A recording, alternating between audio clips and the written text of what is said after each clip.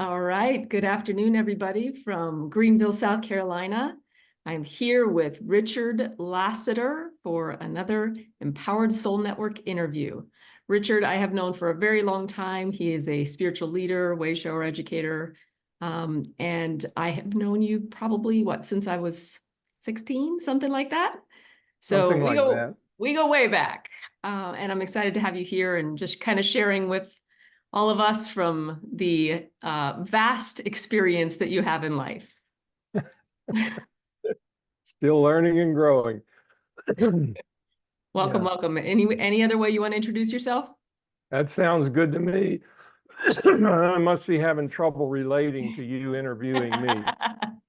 That little relating chakra just solidly locked up right there. Little water, maybe? Oh yeah. I've trained myself before. Every time I do one of these, I'll do a little, speak loudly, have some water, do some stuff. We didn't do any of that. You, you and I got together and did our routines, and so now our audience is enjoying this. That's good. That's good. We're not perfect, right? Nah, yeah, we are perfect in the moment. Perfect for what we're here to do. There we go. All right, talk to me, Richard. Tell me about something that just pops in your head that you've experienced in your life and how that relates to you learning and growing in life. Well, I knew a 16-year-old girl that used to come to me with a lot of questions and for counseling. And over the past few years, the roles have reversed where I come to you for counseling on areas. And I find that fun because it's just the way life is supposed to be. I mean, if there's certain things you come to me for and I come to you for, but how growing and seeing people around me evolve into the type of people that I want to be. It kind of brings reality to the fact that usually a younger body has an older soul. And if I'm wise enough to respect that, eventually it's going to pay off for both of us. Mm. That kind of came to my mind when you said that. I remember the first day you and a mutual friend of ours, you showed up at my house, and I thought you were someone else. And I looked, oh, remember that day? I do. Yeah, and I don't know why, but that was a very significant day for me because it turns out you two are probably two of the key people in my life at this time that motivate me, inspire me, and help me keep moving forward, which I've found at my age. I'm 77 now, and I find that there's a lot of energy out there that wants me to think and feel old, when reality is me, Richard, the soul, the spirit, the thing that's animating this body is ageless. And if I ignore those things, I tend to feel a lot better and have a lot more fun. And Yeah. that's what was on my mind when you asked that question. Tell me more about your experiences with old souls and young bodies. Well, I've always been drawn to it. I would rather spend an afternoon with a bunch of children than with a bunch of people my age. I've always been that way. I don't know why. I remember Francisco Cole, our mutual mentor, once asked me, said, "Why do you spend so much time with these young people, Richard? You aren't going to earn any money from them." Well, I am now. Most of them are adults in their 40s and 50s and have 30s, 40s, and 50s and have their own kids. But I've always enjoyed the newness that comes through them. And I've had 3 litters of children 20 years apart. So I've been able to see those souls, my children, my children. I bought them at the children's store. Um, I've been able to see them from different states of consciousness. Whereas now my son Liam, who is almost 11 now, he's going to be 11 in May, I had an opportunity to retire from a profession a week after he was born. And so I've spent more time with him than probably the other three combined.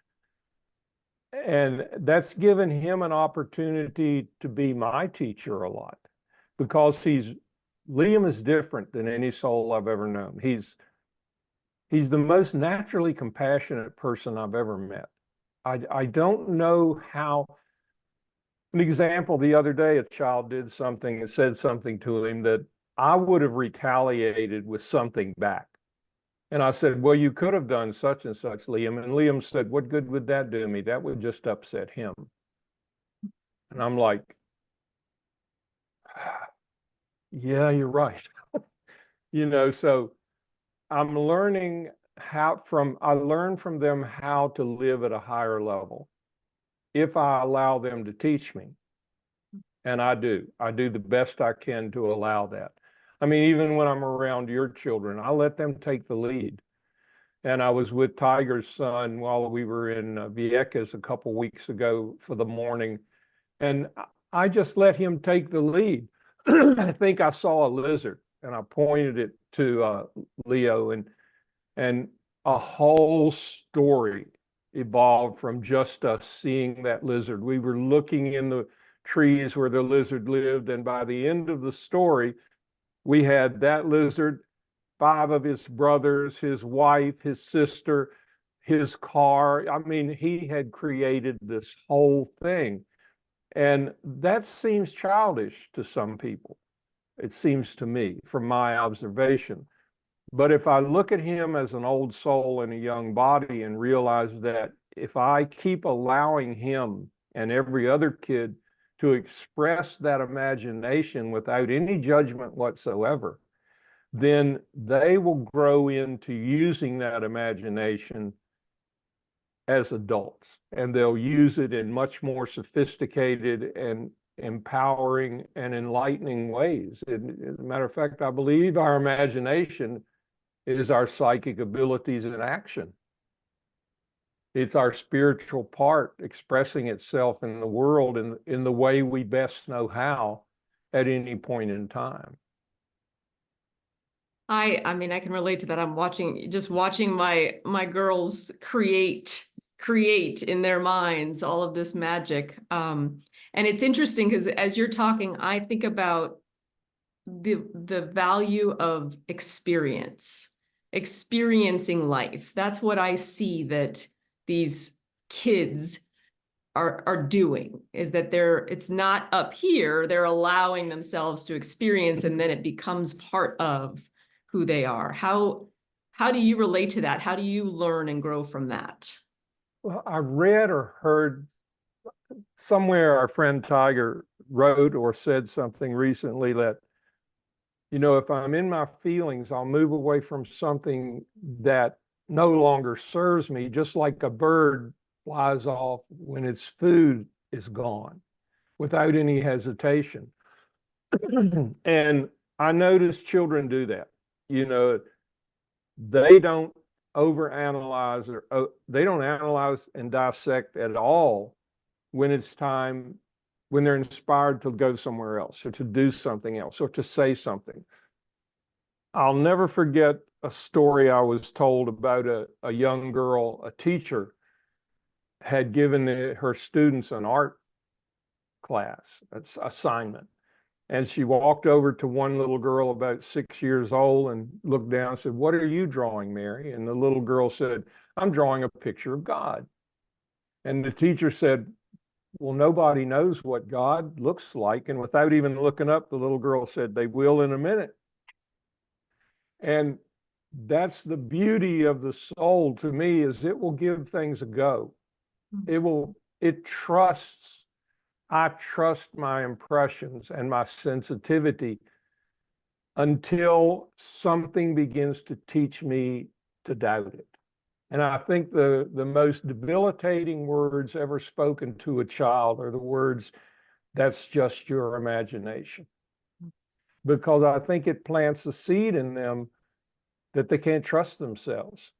And they may begin to expand on that. And I know that by the time children go into the classroom, they need as much trust in themselves as they can muster in those first 5 or 6 years, because the school system is going to, unfortunately, they're going to do their best to regiment them and point them in a direction that they believe is best for them. And spiritually, I'm not so sure it always is. So. And you have a lot of I experience, obviously, in the school system. I know for you, you were a teacher for a long time, yeah? 20 years of it. Mm. Yeah. One of my many occupations. The thing I was telling someone I have a mentor, a business mentor, and I was talking to her the other day, and somehow it came up that I had a piece of work in the Smithsonian. Mm. And she said, "What else have you done?" So I listed off some of the things I had done. She said, "That's hard to believe." And I said, "I know, I hardly believe it myself. But everything I've done because it felt good to me." I remember I was with William and Mary's physics department. I wasn't a physicist, but I built instruments for them. And I was very good at what I did. And one day I'm running a lathe, which is a machine that cuts round things. And it just came to me, there's nothing more you can learn here. And I went to the head of the shop, my mentor, who had I served my apprenticeship under this man. We became very close. And I said, "Stan, I'm going home." And he said, "Oh, that's okay. You've about finished your work. I'll see you tomorrow." I said, "No, Stan, I'm not coming back. I'm done here." And it upset him. I got home and told my wife, and it really upset her. But the next day I had an opportunity that wound up with that piece of work in the Smithsonian.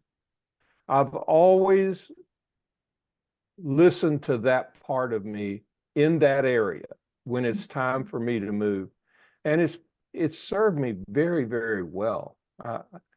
I've had more experience and fun than a lot of people I know, and I still am. I still am doing that. I'm going to die with my boots on. What would you say to somebody who maybe is more challenged in what you're expressing? You're expressing something that kind of that piece of it comes easily for you. It's a matter, I think, of beginning to learn how to trust myself and to believe in my ideas. And like that little kid who was drawing that picture of God, just give it a go. I mean, what's the worst can happen? The worst can happen is I learn something and I wind back right where I am today. So I know how to handle that. It's all a concept that I can fail. It's an idea that someone planted in my head. It's an idea that I need to be secure from the outside. There's really no such thing. I don't believe. I believe the only real security comes from the inside. At least that's what my experiences lead me to believe at this time. I just can't imagine anything more powerful than that little kid who says they will in a minute. That kind of energy is, I'm not happy here. My mentor said one time, he didn't say it specifically to me, but if you aren't having fun, you're doing something wrong. And for years, I kind of took it at face value, but just recently I've begun to understand the depth of it. And what I believe he was really sharing with me was that there's only two things. If I'm not enjoying myself, there are a couple things, possibilities going on. One is I'm in the right place at the wrong time or the wrong place at the right time. I'm involved in the wrong opportunity. It's not aligned with my timing and my life purpose. That's one. The other is I have a lesson right in front of me. It isn't very comfortable, and I have a not so good attitude about it. I'm not having fun. I'm complaining, or I'm worrying, or I'm bitching. And I look at those two possibilities anytime I'm not enjoying something, and I find out, yeah, it's one of those two. I can always say, okay, the timing isn't right for this, or this isn't for me. Or I can change my attitude about it and go ahead and ask my inner guidance, okay, what am I missing here? What's the lesson? What do I have to be happy about here? And be happy about it, or at least be real about it. Be childlike about it. Don't be like, but, okay, this isn't the most fun I've ever had, but let's see where it goes. Where's the adventure in it? That kind of thing to me it serves me better. It serves my body better. It serves my energy better. It serves the people around me better. It does everything. I mean, you've seen me over the last 5 years, you've seen me go through some major stuff, a divorce from a person I really enjoyed living with, and, fighting all that and fighting different things. And somewhere along the line, after all these years, I finally realized that I need to be fighting for me and my inner peace, not trying to change the outer world to suit what I think I need. I need to have a better attitude about the lessons in front of me and learn those lessons so that I can move on to a higher level of experience. And a lot of things came together rather quickly, but I wasn't ready for them until then. I needed these bad things to happen to me in order for me to realize, Richard, you keep doing these things. They haven't worked for you. Do you think maybe it's time to be open to something else? And just do it. And yeah, I don't even know what the question was. I don't either, but I was into the answer. You talked about inner security. I think that's where you started. And the word I heard when you were saying that is that's the only sustainable inner security is the only sustainable security. That it's like, yeah, in charge. It's what I take with me. That's the only thing. I mean, I can't take outer security with me, can I? When I pass on or graduate from planet Earth, all I can take is what I've self-mastery. I've become aware more of this too in the last 5 years. It really is not getting rid of anything, not saying something that traumatized me, I need to release that or get rid of that. On a level, I do. I have to look at it and say, thank you so much for all you taught me. I love you, I respect you, and I release you. I can do that, but still the experiences are part of me. I've done these things. They're part of the soul. They're part of those little tingly lines that make up this energy pattern when you see me without a physical body. The thing I need to do in order to really be a master of my situation is get to the point where I accept it and that situation has no power over me. And that's a little different thing than just pretending it doesn't sting.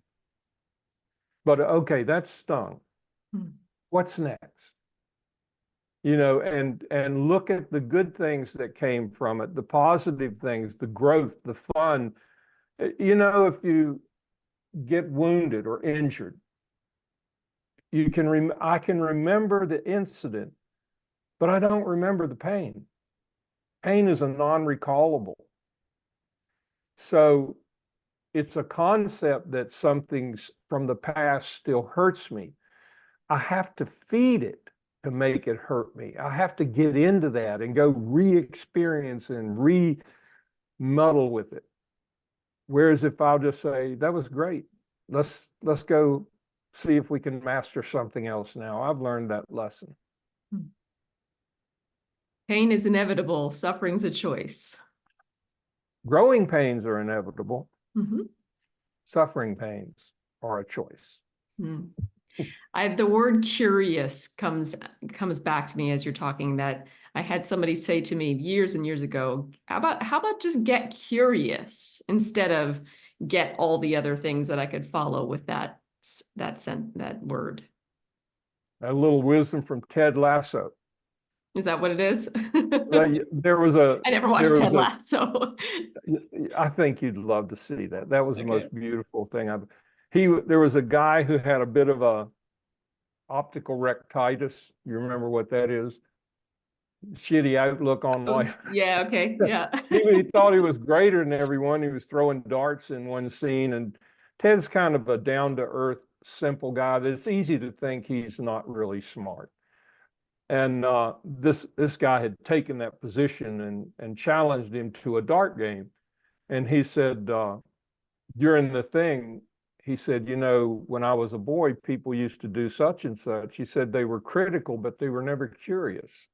Why did I act this way? Why did I do these things? He said, now, a curious man might have asked me before he challenged me to darts, have you ever played darts before? And I would have told him every Saturday and Sunday with my father in the bar. Bullseye. You know, so with working with people, I'm very aware of anything that is not genuine. I'm sensitive to that. If an individual is talking to me and they are talking from their intellect or from their wannabes or what they think they should be, I'm very sensitive to that. Unfortunately, I was trained to judge it. And that has been a hard habit to break. So that's where the being curious comes from. Look at the person with that curiosity rather than judging.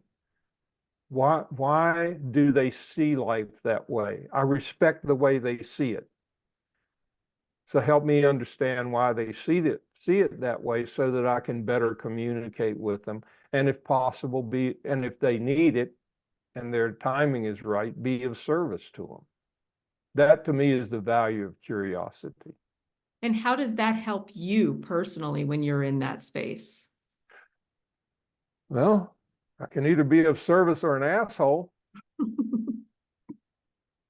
Really, you know, I am somewhat of a fearless individual, and that has worked against me at times. I, to my regret. But that also has been a lesson. You know, a friend of mine has said a lot of times that because, you know, if you're 10 years old, Liam's 10, when I think in 20 years, he will be running a company or be able to design a rocket out into the solar system or something. That's a lot of gain in a very short amount of time. But spiritually, I have not grown that fast. I came here with things I needed to master, and they have taken me, some of them have taken me until recently to really get a grip on. The soul, I've had to have enough experiences to actually master that lesson in my feelings, not in my head.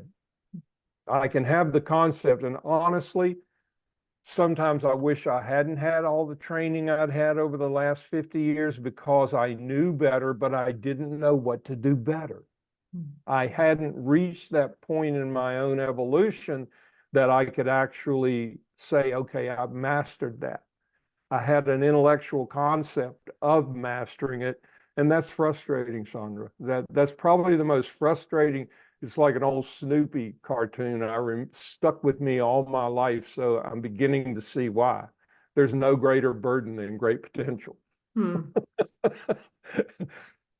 Because I can sense where I can go, but I have to know how to get there. I have to have way showers. I have to have people in my life who are at least a step or two ahead of me, so that in the areas that I need to grow, so that I have some living, breathing examples that is possible.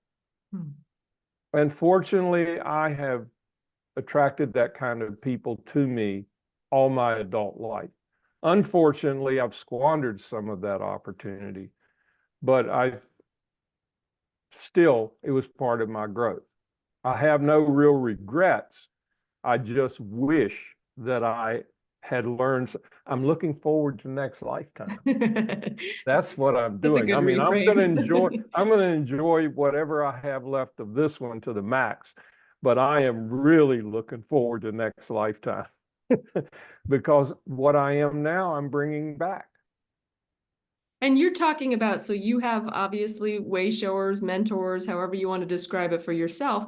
How are you taking those challenges that you've experienced that you just shared about? How are you now also a way shower and helping other people that may be experiencing similar things? Well, right now I help people on two levels. People who are just awakening to this stuff. I do local programs here, and I back any of the faculty of the college who's doing Zoom courses and stuff for new people. And I am very interested and enjoy working with people who are coaches, especially in the spiritual arena. Working with them on things on how to clarify their ethics, how to clarify the difference between emotions and true feelings, how to work from my true feelings instead of from my intellect when I'm helping people. To me, that's important because people are as sensitive as I am, and if a person's just working from their intellect, I can sense it, and so can your clients. Beautiful. Anything else you want to share before we wrap things up? Is there any parting messages or maybe a lasting thing for people to take away from this conversation? Nothing original. All I could say was believe in yourself. That to me is the most amazing power that an individual has. I started out that way. I believe everyone started out that way. Every child I see is that way. Just believe in yourself and trust it. Works for me. It must be in the air because I had that thought earlier today. So it's cool to hear you say it again. The power of self-belief, the You power of know, trust. everything I've done from my own ideas, I knew where I was going and I knew how to get back if I stepped in a big puddle. And otherwise, I don't know where I'm starting from, and I surely, if it's going to be very difficult to know how to get back to me if I'm moving off something that society says I need to do, or you say I need to do, or I have to know I need to do it. I have to want to do it. I have to have a feeling of excitement or interest or enthusiasm about the idea. And if I have that and I'll follow it, it's pretty much always worked out for me in my life. I highly recommend it. You bring me back to that phrase, I may not always be right, but I'm always sure. Yeah, yeah. All right. Well, Richard, how can people get in touch with you if they want to? RichardLassiter.com. Easy enough. And we'll tag I'll you drop here as I'll well. drop it in the link. Shameless self-promotion. Hey, we need to all continue to uplift and support each other in that, right? Believe Yep. in yourself, share of yourself, express of yourself, shine that light because we all need to hear what each of us has to share. But I know I'm worth your time. Yeah, you are. All right. Thank you, everybody. Thanks for listening. And I'll drop the links below to connect with Richard.